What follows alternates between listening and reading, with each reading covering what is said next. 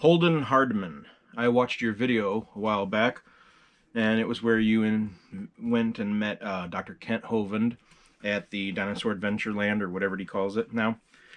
And the second location, I'm not, how do I put this? I'm not a big fan of Dr. Kent Hovind anymore. I used to be, but some decisions he made in his personal life, I'm not going to follow him anymore. So, but, you know, most of his content that I've seen, at least of the past, the seminars and things like that, I liked him. But you communicated about going to his Dinosaur Adventureland, and you made a video about it. And I just thought some of the things you said weren't accurate. So I wanted to mention that. Like, number one, in the video you do not approve of the female host's comparison of evolutionists to Hitler. She is not comparing evolutionists to Hitler. She is stating the fact that the myth of Darwinian evolution allows for what Hitler did. That is a huge difference. Hitler often speaks of evolution and justifies what he did.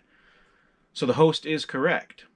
Study other mass murderers and you find that they elicit evolution as their justification.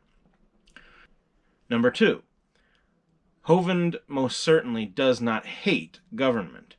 Just a little research will show he greatly approves of honest government. But since we have a corrupted government that does charge $600 for a hammer, etc., he uses these well-known facts to insult and mock corruption.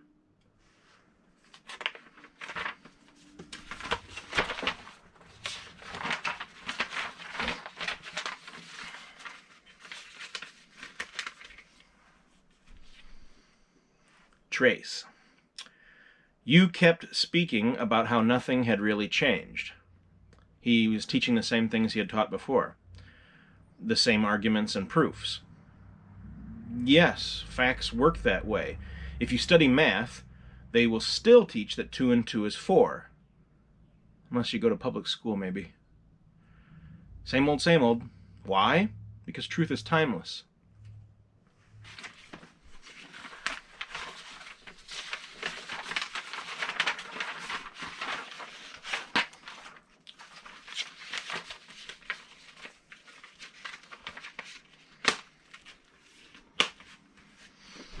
You also commented about what they had said about cancer, fighting cancer.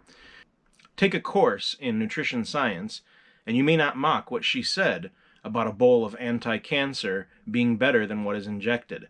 If you want fast education, simply research medical journals around the world that record both food-based medicines and the results of studying American Orthodox treatments. You will see a huge difference in results. The Truth About Cancer is a great channel and good source of information like that. Secondly, Kent is certainly not anti-science. Claims without valid, repeatable evidence is at the very best hypothesis, not fact. Americans believe what the media tells them. Just take as an example the magic virus. They do not generally look to the actual records of science, but what the media or a teacher says are the results. Go look at the actual facts and how most science is refuted and proved incorrect by the other evolution-approving scientists. Evolution is like a ladder. Someone is ever crawling up the rungs, but they never look back down to notice that every time they had put their weight on a rung, it soon collapsed, and though they have gone up many rungs, they have not left the ground. It constantly erodes underneath them. Facts proving evolution are later invalidated by the evolutionists, yet the myth is maintained. Looking back, you do not find decades-old evidence still validated. I believe Dr. Kent Hovind is a brother in Christ, but I just don't approve of some of his teachings, and some of the decisions he made in his personal life I don't agree with, so I've ceased to follow him. But I think that he has done good work in the past, and I just wanted to tell you what I thought was more accurate about the interview that you did at Dinosaur Adventureland.